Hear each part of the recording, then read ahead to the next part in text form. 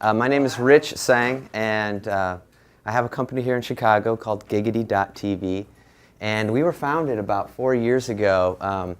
But let me tell you the story of how it got off the ground. I grew up in Ohio back in the 70s and 80s. I'm 40 years old now. But remember the TV show Happy Days? Yeah. Well, there was Richie, and all my friends called me Richie because that was my name, right? And then there's Ralph and Potsy, and they used to get into all of these hijinks, and one of them was a beauty pageant. Yeah. And they thought, oh, that's a great way to meet girls. Well, I thought that'd be a great way for me to meet girls too.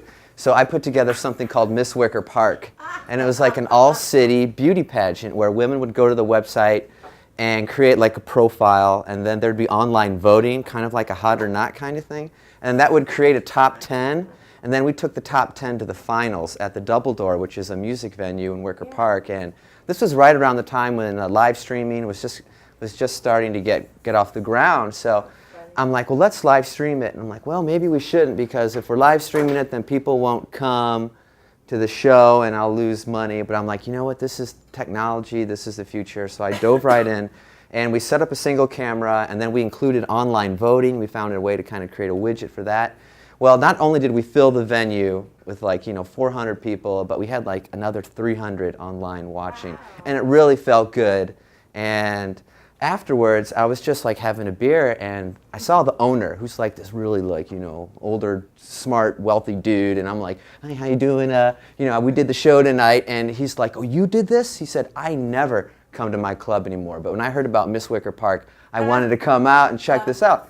So I'm like, well, it's just great to meet you. And I go, we were actually live streaming this too, and we were doing 30 frames a second, and it was going really well. And he's like, really? I was involved with something called Real Networks around the time of, it was before 9/11. It was when that first .com boom around the year 2000 or so.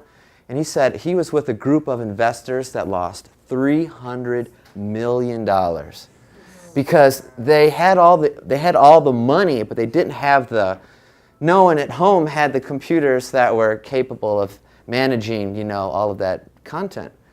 And if you remember from that time, you'd watch a live stream and it was like 4 frames a second, and that was Real Networks.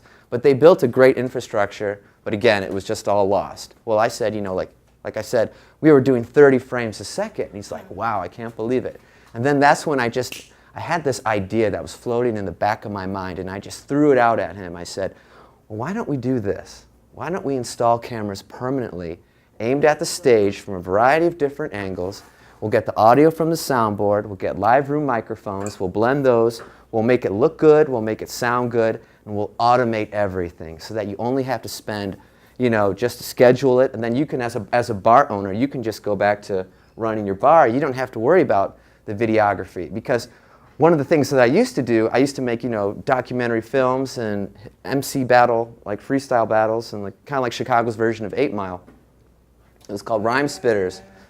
And we used to have to bring out the camera crew, and that's 5 people, and then the audio guy, and that's just in production alone, that's $1,000 at least. And those are your friends who are working cheap, So as a way to kind of eliminate a lot of that overhead at cost and just simplify everything, we thought we would just kind of explore this idea of automation. So we set it up so that a venue now only has to spend 1 minute, really, just scheduling the start time and the end time on a broadcast. And then they decide whether it will be free or pay-per-view. If they make it pay-per-view, then it breaks down where the first dollar on every ticket that is sold goes to covering fixed costs of credit card processing, ASCAP, BMI, and CSAC, new media licenses, and then bandwidth fees. So if it's like a $6 show,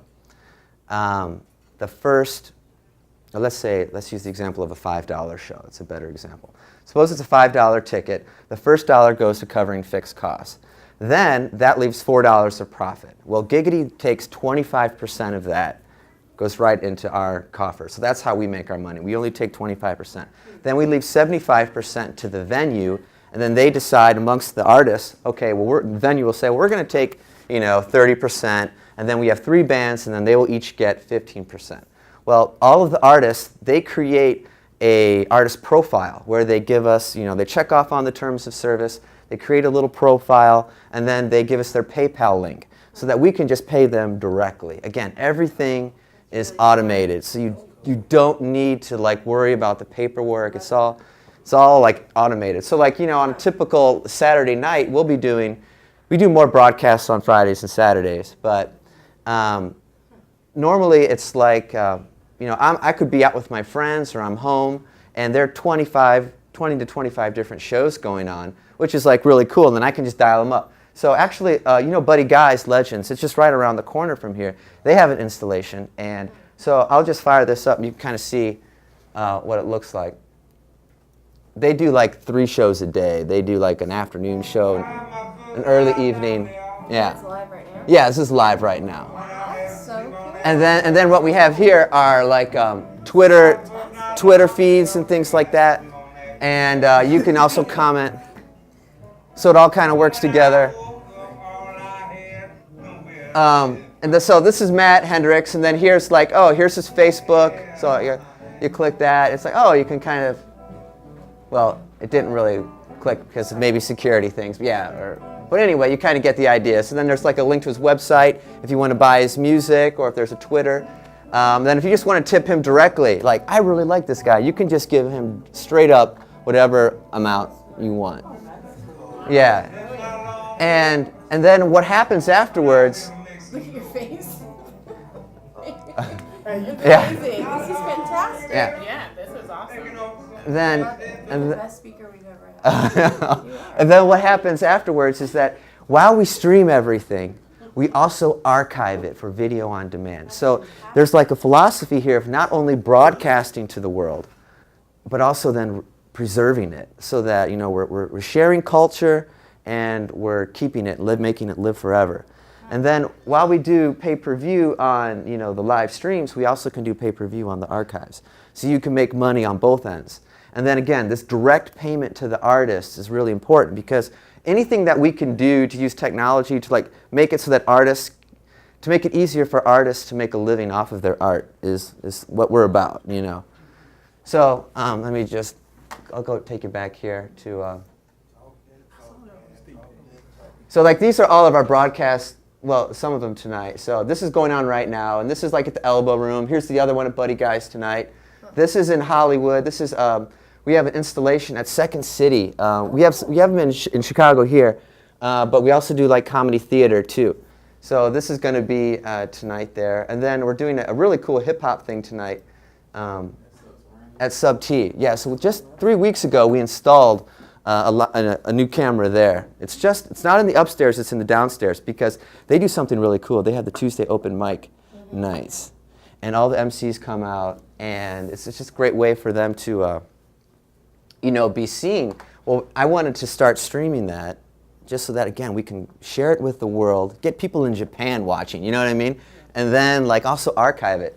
So this is the one. There's a little countdown clock. This show starts in 4 hours, 42 minutes, and 17 seconds, And then the artists have not yet embedded their artist profiles, but I'll take you to one of our archives from like last week.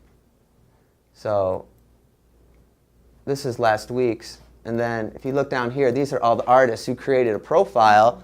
And then we then collect all of the shows that they perform in, and then you can watch any of those on demand later. So we can go to Shadow Master. So like here's just the artists, and this is how it's really cool for them. And then you can go to like archive, edit. So these are the 3 other shows that Shadow Master was in, and I can just go watch any of these on demand at any time. But Shadow's going to be the host tonight for this one.